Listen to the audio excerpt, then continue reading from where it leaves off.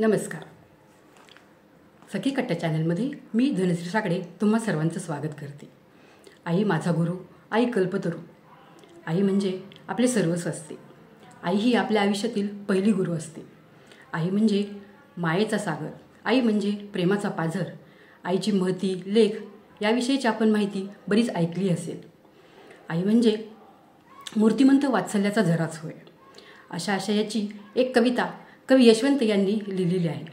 ती मी आज या व्हिडिओच्या माध्यमातून तुम्हा सर्वांपुढे सादर करत आहे. आईचे प्रेम हे आकाशात उडणाऱ्या पक्ष्यांमध्ये दिसून येते, तसेच गोठ्यात असणाऱ्या गाई वासरांमध्येही दिसून येते, हे त्यांनी सांगितलेले आहे.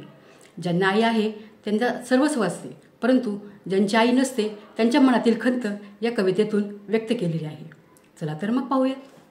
आई म्हणून कोणी आईस हाक मारी, ती हाक ही काणी मज होय शोककारी. नोहेच हाक माते मारी कुणी कुठारी, आई कुणा म्हणू मी आई घरी न दारी.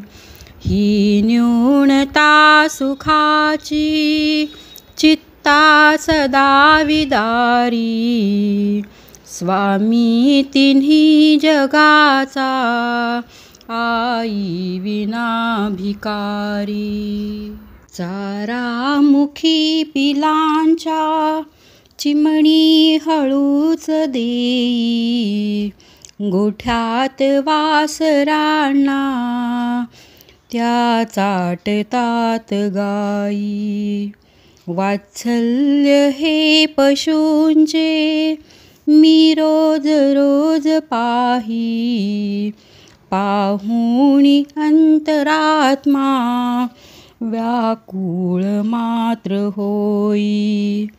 वात्सल्य माऊलीचे आम्हा जगात नाही, दुर्भाग्य या विना का आम्हास नाही आई. दुर्भाग्य या विना का आम्हास नाही आई. शाळेतुनी घराला येतात धरील पोटी, काढून ठेविलेला घालील घास ओठी. उष्ट्या तशा मुखाच्या धावेल चुंबनाती, कोणी तुझ्या विना गे काह्या करील गोष्टी. तुझ्या विना न कोणी लावील सांजवाती, सांगेल ना म्हणाया आम्हा शुभं करोती, आम्हा शुभं करोती. येशील तू घराला परतून केधवागे, दवडू नको घडीला ये निघून वेगे.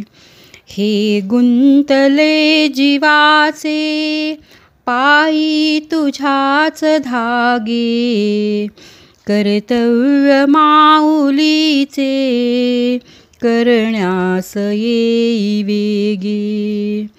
रुसणार मीन आता जरी बोलशील रागे, ये रागवावयाही